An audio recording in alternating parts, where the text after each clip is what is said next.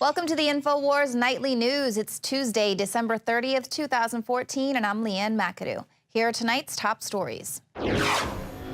Tonight, most Americans say they want independent prosecutors to try police. Then, an angry protester threatens the life of a reporter. And inside Obama's lavish vacations.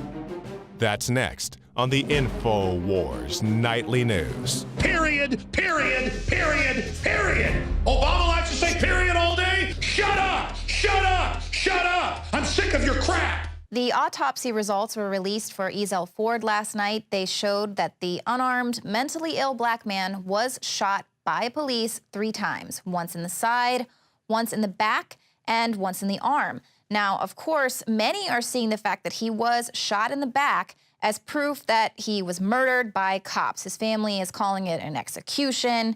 And of course, it's going to further stoke the flames of racial tension that are going on across the country.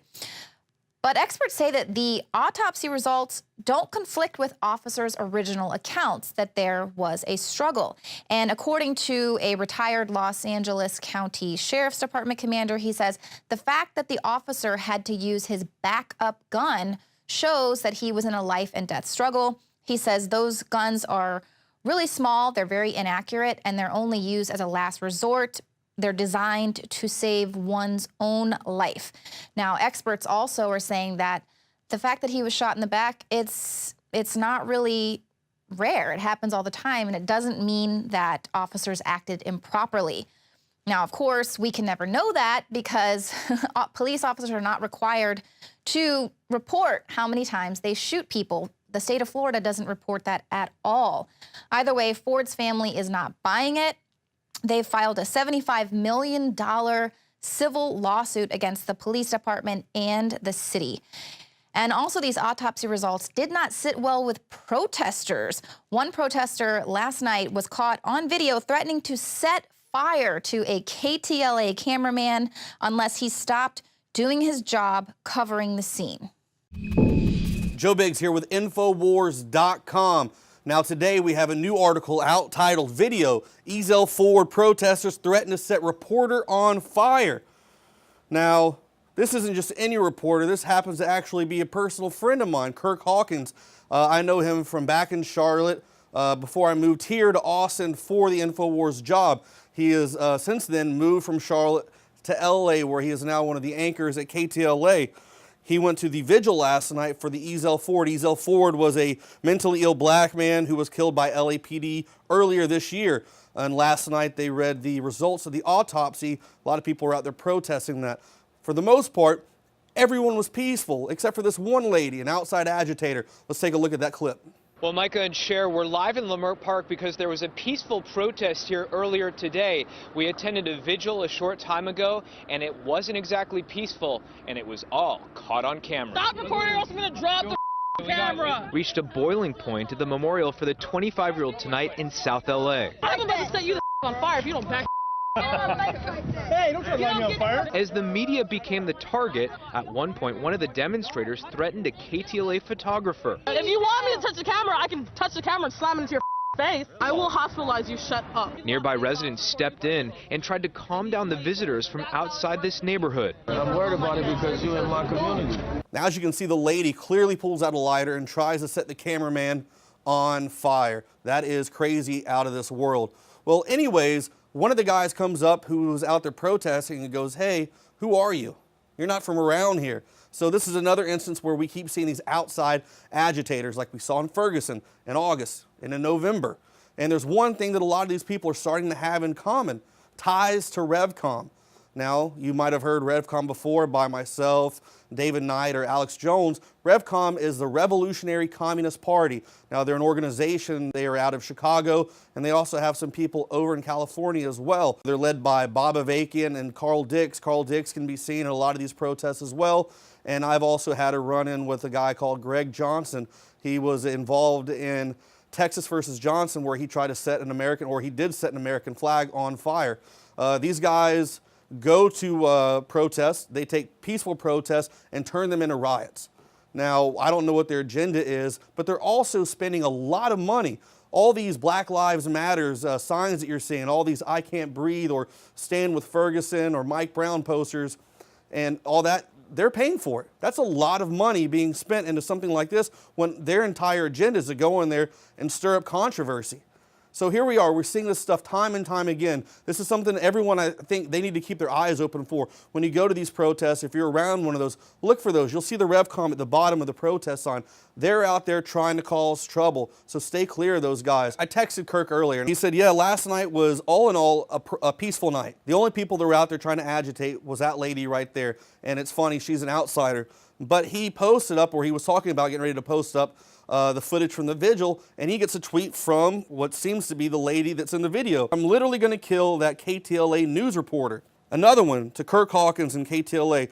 Good, you piece of S. If I ever see you again, I will personally be setting you on fire. These aren't a good group of people to be around. I don't know if she's personally with them or not, but the way she's acting, the way she's holding herself, carrying herself, and portraying the way that she is trying to go out and do these protests, it seems a lot like something that RevCom would do. So like I said before, keep an eye out for those people when you go to these protests. Stay tuned for more reports. Make sure you're going to the Alex Jones Twitter or Alex Jones YouTube channel. We're almost at 1 million subscribers, so help us reach that point. We need your help with that. Also, continue watching our reports on NoWorldOrder.com. Once again, I'm Joe Biggs. So once again, we have largely peaceful protests with the locals being concerned about outside agitators and aggressive behavior. Again and again, we're seeing these protests where we have these outside agitators coming in, telling the media to leave. Meanwhile, for years, people have been saying they want the media to cover these stories, to cover the fact that Black men are being shot. And then so we have the media there, and then they're being told to leave. So, I mean, what are you going to do? Now, obviously, scenes like the one we just saw are going to further stoke this heated debate, this anti-cop rhetoric that we're seeing.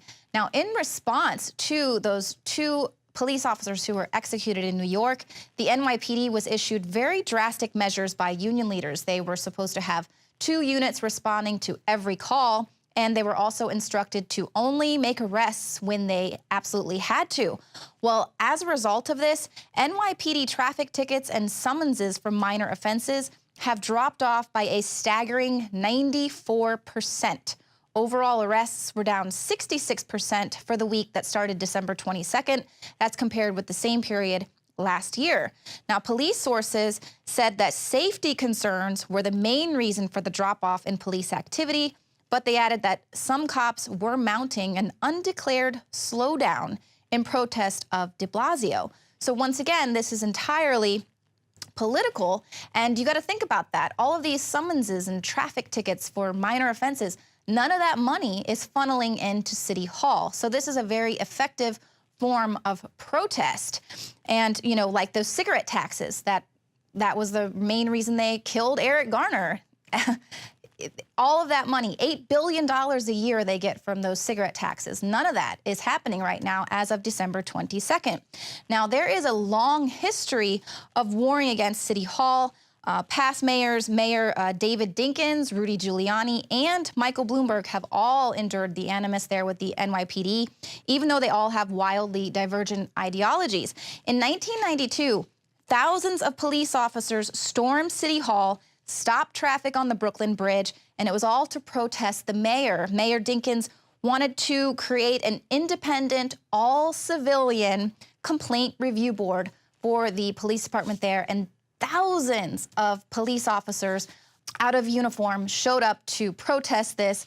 And all people are calling for is independent citizen review boards. And of course, the fact that the NYPD is doing this slowdown is ridiculous because things like this are happening. This happened in broad daylight.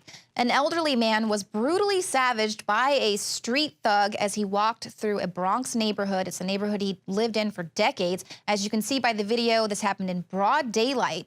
And it's a beating that 67-year-old William King referred to as a senseless racial attack. Now, the attack was captured on a home surveillance camera. It was a random assault, and it shows King's attacker also had an accomplice keeping watch from across the street.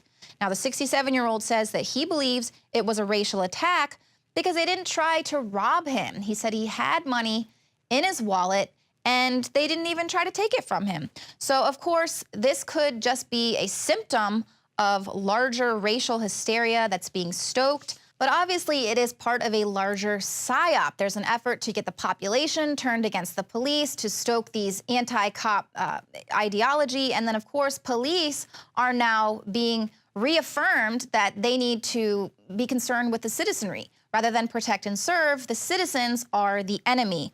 But just because people are calling for an independent citizen review does not make people anti-cop. It's not a mutually exclusive position. In fact, the majority of Americans want independent prosecutors to handle killer cop cases.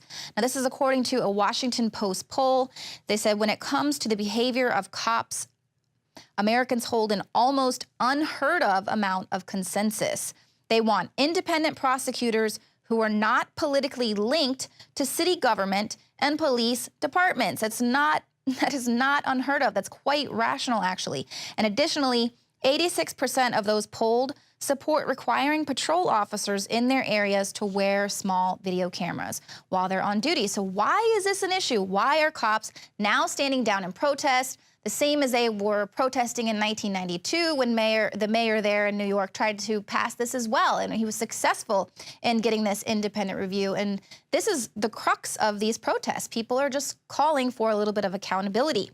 Now, we know that there are good cops out there. This is not about being anti-cop. I think that we can separate that. Being a cop is a dangerous job. They're starting to put out these reports. Gun deaths for U.S. officers rose by 56% in 2014. About 1/3 of those officers were killed in an ambush. Now, they say altogether 126 law enforcement officers died in the line of duty in 2014. That's an increase of 24% from last year. Traffic incidents are the second leading cause of death of law enforcement officers. But the problem is that we can't compare those figures to the amount of people who are killed by police because, like I mentioned earlier, they're not required to record that data. So we don't even actually have the numbers of police who are killed, the numbers of people who are killed by police officers. That's what these protests are about, it's not the legitimately anti-cop people who are trying to agitate these protests, but by the majority of Americans who just want a little bit of accountability. That is the demand. Now, coming up, we've told you about the Sony attack. We said that this was definitely an inside job. Well, now some new evidence has surfaced to corroborate those claims. But does the FBI even care? Sold out for weeks due to the difficult and extensive proprietary process behind its creation, the exclusive InfoWars Life Secret 12 formulation is now back in stock in the last limited shipment of 2014. The most bioactive form that has been created with our proprietary process. This ultra-clean vitamin B12 nutraceutical has been carefully crafted and developed over the last 2 years and is based on cellular science of how your body actively absorbs essential nutrients. Secret 12 is taken by mouth, right on the tongue, and then swallowed. No needles, no injections. Vitamin B12 deficiency is linked to scores of serious problems. And Secret 12 is a fusion of 2 organic proprietary forms of vitamin B12, bringing you a true nutraceutical quality vitamin B12. Secret 12. Secret 12 is an excellent Christmas gift and is tailor-made to boost your New Year's resolutions. Supplies of Secret 12 are very limited. Secure yours today at InfoWarsLife.com or by calling toll-free 888-253-3139.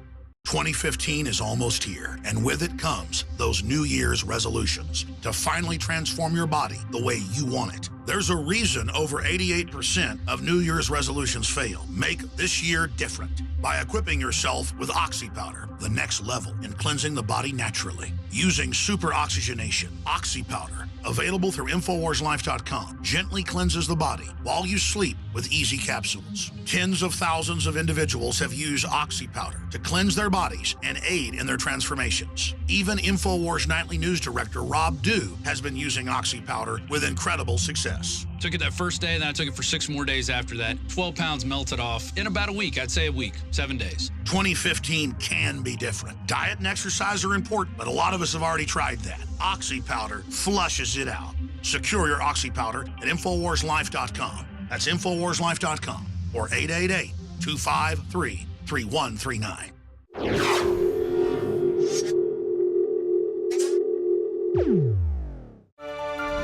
New evidence has surfaced showing that the Sony hack attack was an inside job and not that of North Korea.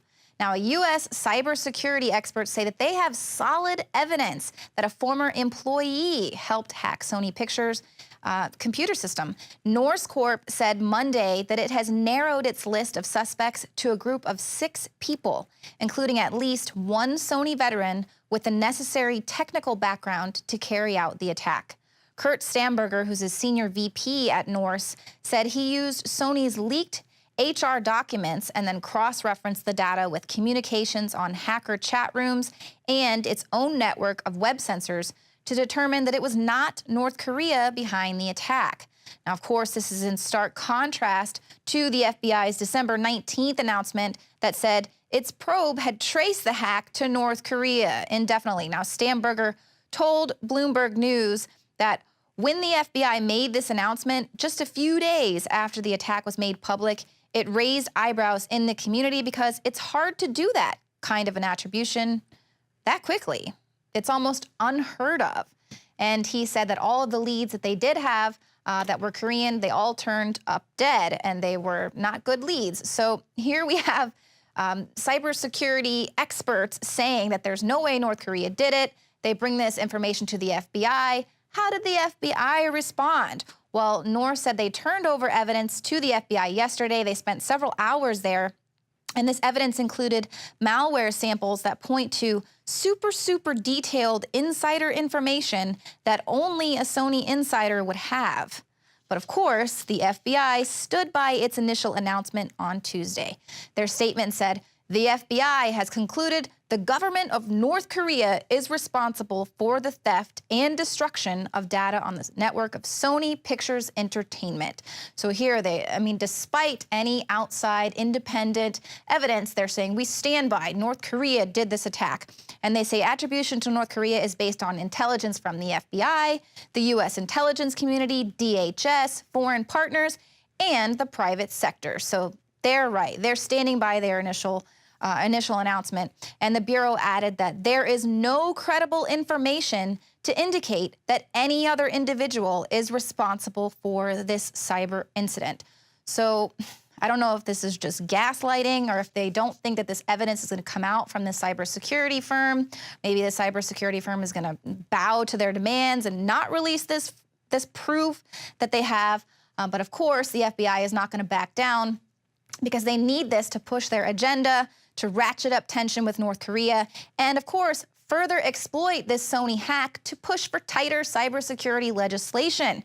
Now, you'll recall that lawmakers and the Obama administration swiftly called on Congress to focus heavily on cybersecurity legislation after the holiday recess. Feinstein said, "We must pass an information sharing bill as quickly as possible next year." And Senator Lindsey Graham said, "Cyberterrorism is increasingly becoming the weapon of choice for rogue regimes and terrorist organizations," and basically saying that modernizing cybersecurity laws and protecting national interests against cyberterrorism should be the #1 thing on the agenda in January in 2015. And of course, it will be in spite of the fact that the only regime out there that's capable of these cyber attacks and who's constantly warning about cyber terrorism is the exact same regime that is continually being busted, causing cyber terrorism around the world. And of course, I'm speaking about the U.S. government. Now, we reported that people were saying that it was their patriotic duty to go and see the interview, that this movie, they had to see it, we're not going to shut down our First Amendment. I mean, that is ridiculous. That movie was completely stupid. Sony reports $15 million in sales there when they first released it. It's their most successful online release. And those people that were saying that it was their patriotic duty to go see that movie, how unpatriotic is it going to be if that movie is used to pass tighter cybersecurity legislation? So that's on you. Now, coming up, we have even more truth from Gruber, and this is as looming Obamacare penalties are on their way. Find out how much you're going to have to pay. The Molon Lave Silver Coin, certified by the Provident Mint. This 1-ounce silver round is 0.999% fine silver, inspired by the legendary Spartan king Leonidas and his refusal to lay down arms in defiance of Emperor Xerxes. Molon Lave, that's Greek for come and take it. This is available now at NoWorldOrder.com. Act now as supplies are limited. And don't forget, free shipping and a free gift. That's InfoWarsStore.com. For all of recorded history, civilizations around the world praised the health benefits of silver. At InfoWars Life, our mission is to bring you the highest quality, purest, cleanest, effective colloidal silver on the market today for the lowest price available. You don't have to be a doctor to know. The fall and winter months are the most dangerous time of year in North America when it comes to you and your family's health. InfoWarsLife.com is very excited to announce our biggest run yet of Silver Bullet colloidal silver, exclusively available at InfoWarsLife.com. Now, InfoWarsLife.com has taken colloidal silver to the next level using a cutting-edge technique that is free of toxic artificial additives. Now more than ever, it's important to stock up on high-quality Silver Bullet from InfoWarsLife.com and to help others during Christmas by teaching them about the powerful benefits of silver. Secure your Silver Bullet today at InfoWarsLife.com or by calling toll-free 888-253-3139.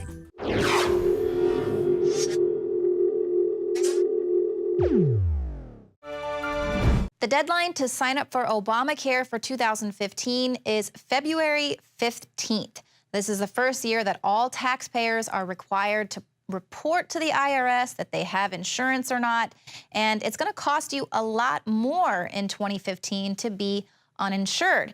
Now, for 2014, we've reported the fine is going to be the greater of $95 per person or 1% of household income. It's going to jump in 2015 to the greater of 2% of income or $325. Now, the government figures are going to say the average fine in 2016 is going to be about $1,100. And you must have insurance by February 15th in order to avoid the hike. Now, if you want to get a sense of what this hit is going to be, you can go online to the Tax Policy Center's Affordable Care Act penalty calculator. They just make it sound so sexy. What's my penalty going to be for not having health insurance? Now, many taxpayers are going to be able to get a pass. 26 million people could qualify for some exemptions. There's a list of more than 30 waivers, so be sure to check in with whoever is filing your taxes for you. Now, the insurance requirement and all the penalties, of course, has been the least popular part of this new health care law, and a lot of people really aren't sure just how much money they're going to be paying, how big and how bad this is going to be. But the reality is Obamacare was never going to be affordable. And this is coming out of the mouth once again from Jonathan Gruber. Now, this is while he was writing the bill with the White House in 2009. He said that the Affordable Care Act would definitely not be affordable. This is according to an October 2009 policy brief. He said, the problem is it starts to go hand in hand with the mandate. You can't mandate insurance that's not affordable. This is going to be a major issue. And what's the difference? Well, they're closer than ever because there are no cost controls in these proposals because this bill is about coverage. So basically he's saying, let's just get people covered and then we'll worry about the cost controls. Then we'll worry about how to make it affordable, which is, of course, why you saw Obama using his magic pen so many times, just rewriting this law because, oops, after they had passed it, after they had got people signed up for it, they said, wow, people are going to not vote the Democrats in 2014, which is, of course, what happened. Now, Gruber said, of course, that the only way to control costs is to effectively deny treatment. So he said the real substance of cost control is all about a single thing, telling patients they can't have something that they want. You have to tell patients that surgery doesn't do any good. So if you want it, you will have to pay the full cost. So not only are your insurance costs going to go up, but you could be potentially saddled with the entire bill if you want to have an expensive surgery because your doctors are going to tell you that that you can't have it. It's not necessary. It's not going to do any good. Whereas in the past, of course, they would push all sorts of surgeries on you. Now, despite the president's pitches to the contrary, Obama knew that his health care bill was unlikely to control costs. Gruber said this in a 2012 podcast. So here he is again on tape. He said, "I wish that President Obama could have stood up and said, you know, I don't know if this bill is going to control costs. It might not. But instead, he says, I'm going to pass a bill that will lower your health care costs." And why?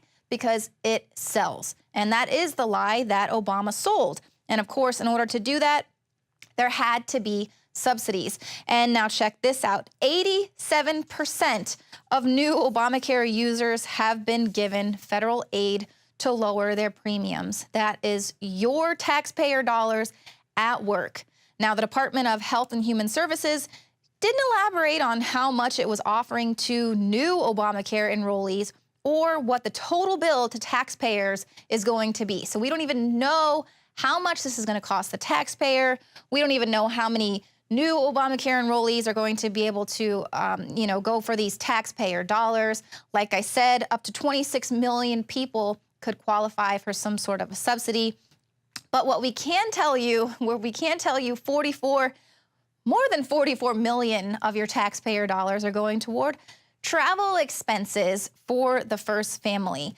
Now, the latest vacation this year for the first family includes a couple having to relocate their wedding for Obama's golf game. He didn't want to miss the 16th hole there. And they had an entire beach in Hawaii evacuated for the Obamas. And you can see there's a guy, a Secret Service guy in a helmet on a jet ski, keeping people away from the Obamas so they can have the beach all to themselves. In total, the Obamas have taken 31 vacations since the president took office in 2009, and they have spent more than 44 million taxpayer dollars. Oh, it is good to be king. Now, that's it for the show tonight. If you are watching us on YouTube, please become a subscriber to the Alex Jones channel and then head over to prisonplanet.tv. You can become a subscriber there as well. But your subscription there gets you instant access to over 18 years worth of content. We're running a special now, just $29.95 a year. And you can share your username and password with up to 20 people at the same time. That's it for tonight. The guys are going to be hosting the show tomorrow, so I will see you next year.